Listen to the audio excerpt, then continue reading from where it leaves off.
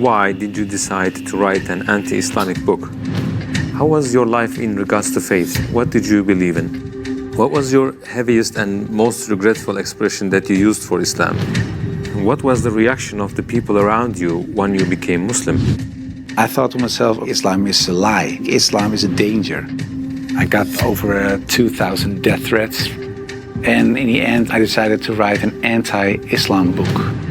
God, give me a sign so that I 100% sure know this is the way. I couldn't sleep for it for 2 days. I couldn't accept it. It was so strange. Assalam Alaikum, Brother Joram Van Klaveren. Thank you for accepting our invitation, and we are happy to have you with us. I want to first ask you, who is Joram? Walaikum salam, Ahmed. Thank you very much for the invitation. It's a great honor for me to be here. Joram Van Klaveren was born on January 23 in 1979 in Amsterdam, in a pretty regular family, father, mother, brother, another brother, younger, sister, a cat. In Amsterdam, I was born and raised there. We're a practicing Protestant family. After I finished high school, I studied comparative religion. I was a teacher for a few years. There happened a lot of things in the Netherlands, especially in my life. Also, when I look at the bigger picture, when it came to Islam, I became politically active for the Freedom Party. I became a member of parliament. And in the end, I decided to write an anti-Islam book, which started as an anti-Islam book, changed into this search for God, and it ended up me becoming a Muslim. How was your life in regards to faith? What did you believe in? Before I was a Muslim, I was a Protestant Christian from the Reformed Church. We read from the Bible, we all got biblical names, we were all baptized, we went to church, etc., etc. So we're pretty Christian in that way, in that sense. Of course, I believed that there is a creator, I believed in heaven, hell, I believed in angels, revelations, and of course what separates the Christians from the Muslims is that I believe that Jesus Christ was the Son of God. In a more philosophical way, I believed he was God himself, of course. I believed in the resurrection and crucifixion of Christ, of course, and I believed in the atonement. But because the Trinity is a very complex concept, whether you believe it or not, it's still very complex, because if there is a God in the Bible, it says God is eternal. But if you are eternal and you die, you cannot be eternal, immortal at the same time. So that was something when I was a little older, 16, 17, I started questioning things like that. It's not very logical. I talked to many priests, preachers, even rabbis, and the answers I got weren't very satisfying. That made it for me kind of complex, and in the end I had some doubts about stuff like this, but I said, well, I set it aside and I thought, okay, I just believe it, and perhaps I'm not smart enough to get the whole picture. And I still believed in God. I still believed that Jesus was a very important person. I believed he was the Son of God, but how it exactly was, I left it for what it was. How and why did you decide to write an anti-Islamic book? After high school, I went to university and I did comparative religion. And the remarkable thing, I think, was that the first day of me going to college was September 11, 2001. Already thought, okay, these Muslim guys are kind of crazy and this religion isn't the truth. Then a few years later was this guy in the Netherlands called Theo van Gogh. He was a famous filmmaker and he was killed in the street. He was shot and they tried to slit his throat and they put a knife in his stomach with a letter on it for another girl, Ayan Hirsi Ali, and it said, "You are next." So it strengthened my anti-Islam feelings in such a way that I thought, well, I have to become politically active to do something and stop this evil of harming our country. You started politics because of Islam? Yeah, and that really had to do with Islam. That was the reason that I wanted to write a book, to explain to people why Islam was a danger for the world. When I was writing my book, like I said earlier, the questions, the doubts I had about Christianity popped up again. And that was about truth, of course, because I was a believing Christian guy. And yeah, the Christian questions I had in the end were answered in an Islamic way. Because, of course, when I started writing the book, a lot of people think that it was a political book. But it wasn't so much a political book, it was a religious book, because I wanted to show people why Islam was a danger as a religion, and I wrote it from a Christian perspective. So in the beginning, I made a comparison between the Christian concept of God and the Islamic concept. So I started comparing it. But because I had these doubts about the Trinity, and I saw Tawheed, the oneness of God in Islam, I thought, yeah, it sounds a little bit more logical. And then I thought to myself, well, I reread the Bible to refresh myself, to see, okay, why isn't the concept of Islam, the Tawheed concept, isn't isn't the Christian concept. But when I was reading the Old Testament and I saw what the Old Testament prophet said, it was one God, one God, one God. And then I thought, okay, I'll look only at the words of Jesus Christ in the New Testament. And then there's this story in the New Testament where a guy comes to Jesus and he asks him, what is the most important thing in life? How can I gain paradise? And he says there are two things. He says, hear, O Israel, hear your God is one. Treat your neighbor as you want to be treated yourself. So I thought, well, even Jesus Christ says, hear, O Israel, your God is one. So I thought, well, this whole Muslim concept of God sounds more logical, and it's the same concept that I find in the Old and the New Testament. And I know Christianity as a religion teaches something else, but it isn't the concept of God that I find in the Bible. So after weeks and weeks of study, rereading all kinds of books, I thought to myself, okay, perhaps this oneness of God is something that is true. So that's how it started. What resources did you use while doing your research? Because I was kind of shocked, I started writing to several authorities on these religious matters. And one of the guys that I wrote to was Sheikh Abdul Hakim Murad, and he's a professor from Cambridge University. But in a way, it was kind of strange, of course, because I was a politician back then still. I was writing an anti-Islam book with an anti-Islam purpose. And I'm asking this Muslim professor from another country, can you help me? So I told him, I'm writing a book. I have a lot of questions. So I was very plain why I thought, why is Islam promoting terrorism? Why is anti-woman? Why is anti-Christian? Anti-whatever. After, I think, 6 weeks, he sent me a very extensive email. And he started explaining, directly answered a lot of my questions. But he also told me, you have to read this article, read this book, read that book, ask this person. And so he was very extensive in his way of explaining. But in the end, after I read all these books and articles and made a comparison between prophets from the Old Testament with Muhammad, peace and blessings be upon him, I had no arguments anymore to say they are prophets and he is not. And I thought to myself, well, if I accept Moses on these grounds and I cannot accept the prophet, then there is something else. So I thought, why don't I think he is a prophet? And I thought, oh, perhaps because he had many wives. But then again, when you look at Solomon or you look at King David, Abraham, there are a lot of people in the Old Testament that had more wives.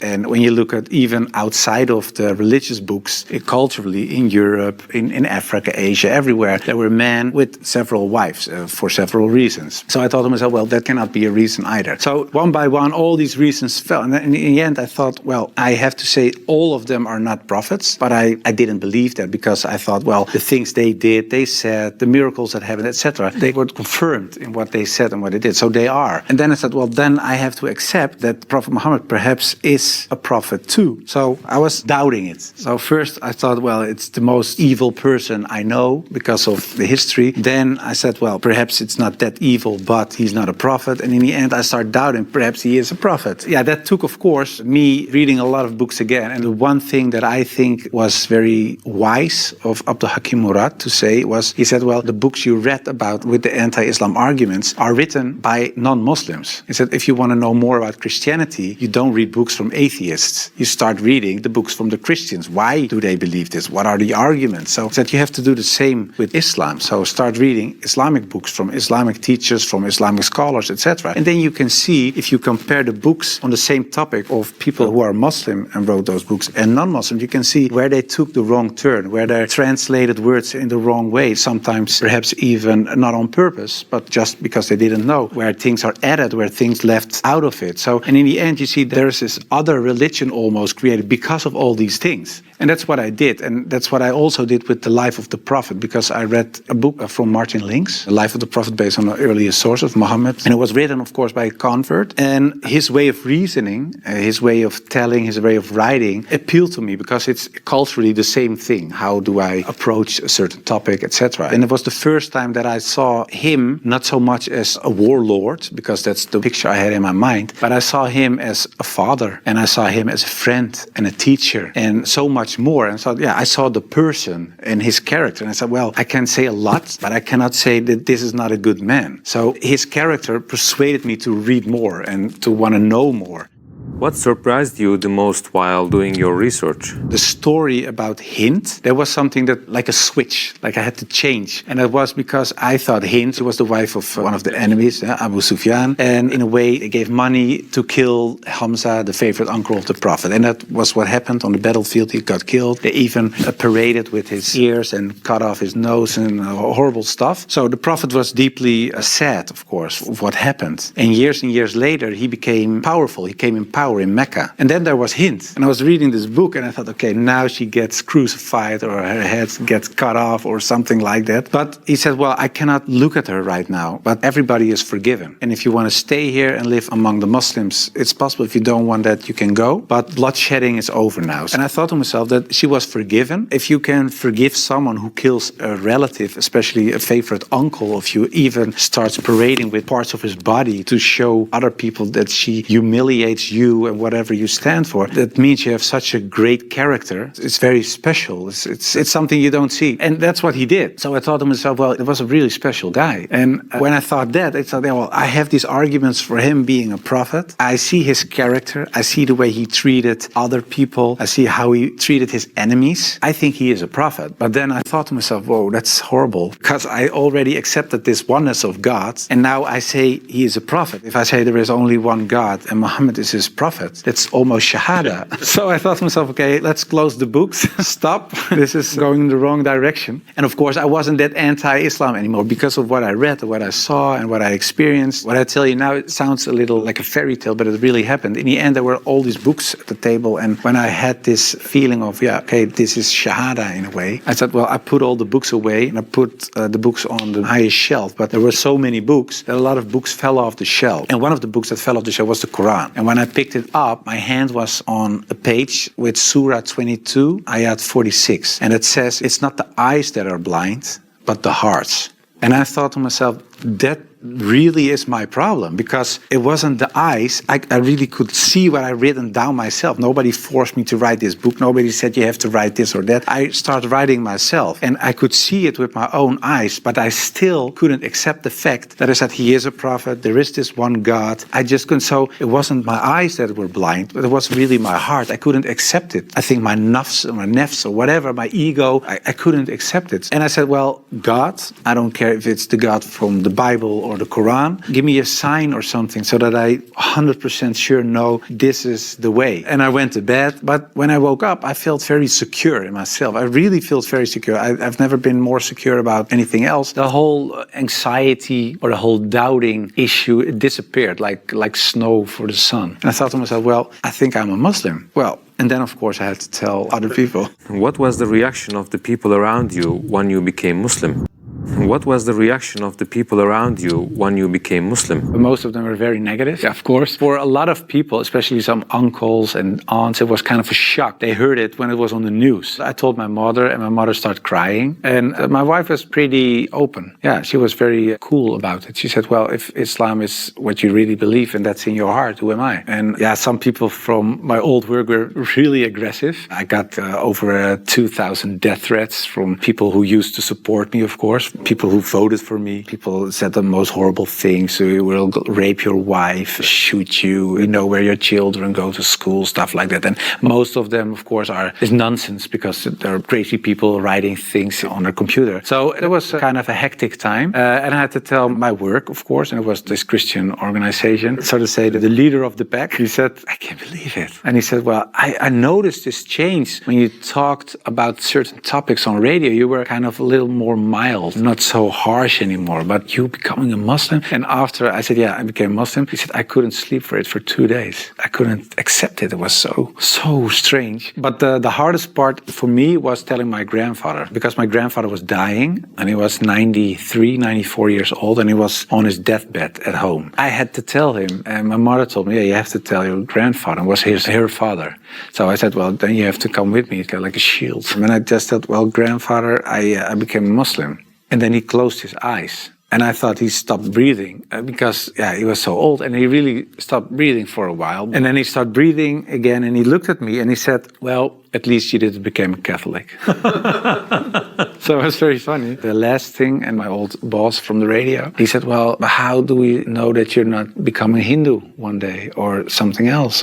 And I told him, well, I never chose a religion one time, and it was when I became a Muslim. Before that, I didn't choose my religion. I was born in a Christian family. I was raised in a Christian way, and I'm very grateful for all the good things that it brought me, but it was not my decision. And the only time I made a decision was me becoming a Muslim. And it was the most, like I said, I think the most important decision I made, and it was the most rational decision I made. I never took years and years to decide one thing, only becoming a Muslim. How did you feel when you made your first salah? It's, of course, a beautiful moment, but very strange as well. Because as a Christian, you're not used to pray like that. You pray with your hands together and perhaps on your knees in front of your bed or something. But I think it's very beautiful that you really prostrate. So you really bow down in the deepest way for your Lord. So that's a very humbling, beautiful thing, I think. And that, yeah, it made me feel very happy.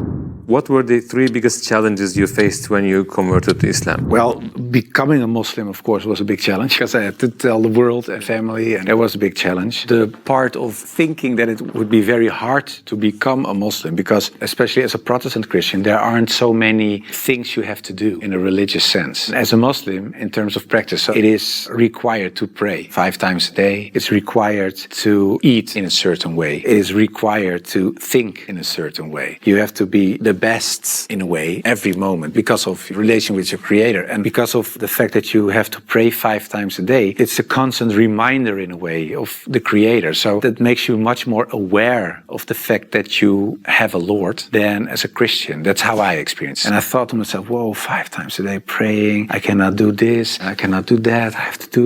So that made it hard in the head. But after I became Muslim, it wasn't hard at all. Are you raising your kids as Muslims? Well, you try, of course. I don't know, when you're really raised as a Muslim, I think it's a very difficult job, especially in these times. Of course, when I married, I wasn't a Muslim. You promise in a way that you raise your children as Christians. So after I became Muslim, I'm not raising my children as Christians, of course. If the kids have questions about Christianity, they ask my wife, they get Christian answers. And if they come to me, they get Islamic answers. But most of the time, she says, ask your father. And my wife cooks halal for everybody. So that's very sweet. She says, well, I'm not going to cook 5 meals, so everybody eats the same. You want halal, everybody eats halal. So in a way, it's like an organic process. What was your heaviest and most regretful expression that you used for Islam?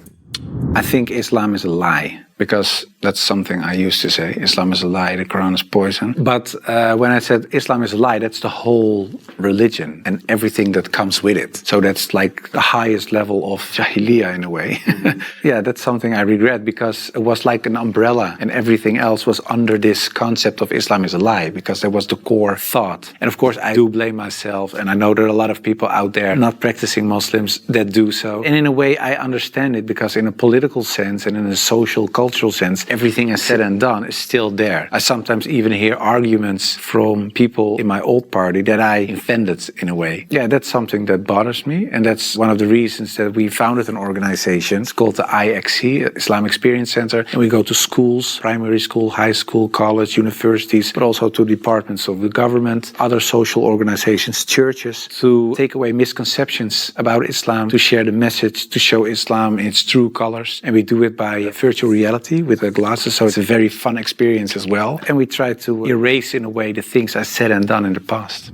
How should people research about Islam? Do you advise just searching at Google? No, I would certainly not advise Google. It's the last thing I would advise. I said shut down the computer. No, I think it's very important that people read books, real books with pages and stuff. I would recommend Muhammad, his life based on the earlier sources of Martin Link's, the book I talked about earlier. It's a green book. And I think it's very important for people not just dive into the Quran, because it's a very complex book. And if you don't have anybody who can teach you what you read, especially most of the people who don't know anything about Islam are not fluent Arabic, classic Arabic speaking people. So you will read an interpretation of the Quran or a translation, and most of the time that's not the real deal, of course. So I would advise people just to study the Sirat, study the character and the life of the Prophet, because that's what the tradition teaches us as well. His life was the Quran. He was the living Quran in a way. Just study his Sunnah, and I think that is the best way of discovering Islam. What would you like to say as your final comment? that I became much more happy after I became Muslim. So I would like to invite everybody to become Muslim, just because it brings peace to your soul and peace to your heart. It is the truth. It resonates with heart and soul. At least look at it from an Islamic perspective. Try to read and study the life of the Prophet. Try to understand what the Muslims believe. Not so much the behavior of Muslims, because there are a lot of Muslims that don't live like Muslims, including myself. I don't always live like a Muslim. I should. We all do. But you should look at the example of all examples, and it was the Prophet. And if you study his life, perhaps you find guidance that leads you to the truth.